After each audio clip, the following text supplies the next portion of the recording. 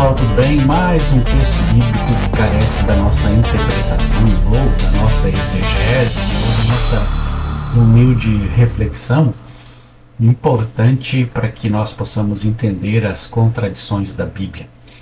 É interessante a gente saber que a Bíblia ela é um texto que, segundo os seus seguidores, ela é inspirada, ela não contém erros. Então, tudo que está escrito nela deve ter uma cronologia, uma forma de escrever, uma história que seja coerente com a inspiração de Deus. Deus é perfeito, Deus é um ser imutável, logo, quando ele inspira o ser humano para escrever, o ser humano deve estar apto a fazer escritas de forma que não contenha erros.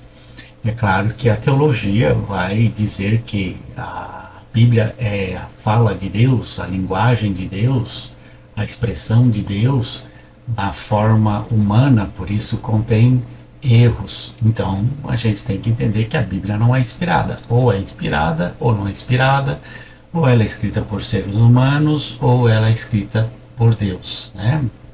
Não existe essa possibilidade, essa mistura. Deus diz uma coisa e o ser humano diz outra, então os erros que existem na Bíblia são porque o ser humano é humano e errou, e os acertos são porque Deus inspirou. Ou Deus inspira tudo, até os erros, ou Deus não inspira nada. Então isso é importante a gente entender. Gênesis 10:5 diz assim, na Bíblia Nova Versão Internacional: deles os povos da costa marítima se dispersaram pelos seus respectivos territórios, conforme a sua própria língua, cada um segundo os clãs das suas nações. Aí nós vamos ver aqui na Bíblia Nova Tradução da Linguagem de hoje, diz: esses foram os descendentes de Jafé. Eles moravam no litoral e nas ilhas, cada povo e cada família em sua própria terra, com sua própria língua. Olha como essa tradução já é diferente. Vamos ver essa nova tradução aqui, a Almeida Revisada e Atualizada.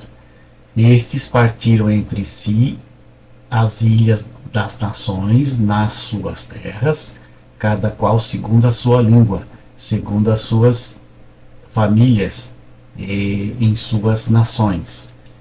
E aqui seus descendentes se espalharam por vários territórios junto do mar, foram formando nações de acordo com suas línguas, seus clãs e seus povos. Então você percebe que em Gênesis 10, capítulo 5, não existia uma linguagem só. Cada povo tinha uma linguagem, as terras foram divididas para cada povo, que levou para essa terra a sua cultura, o seu jeito de ser, né, e a sua língua, o seu jeito de falar.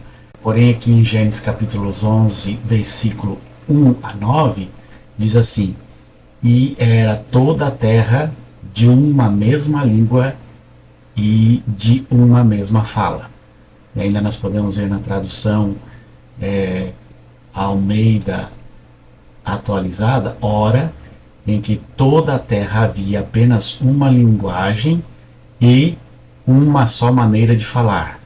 E nós podemos ver na Almeida Revisada e Corrigida, que diz assim: e era toda a terra de uma mesma língua e de uma mesma fala.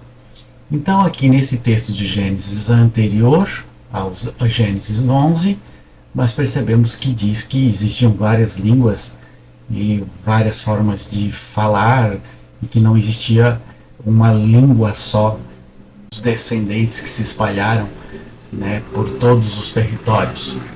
Porém, em Gênesis 11:1, narra diferente. Diz que existia uma só língua, uma só fala, todos falavam a mesma língua.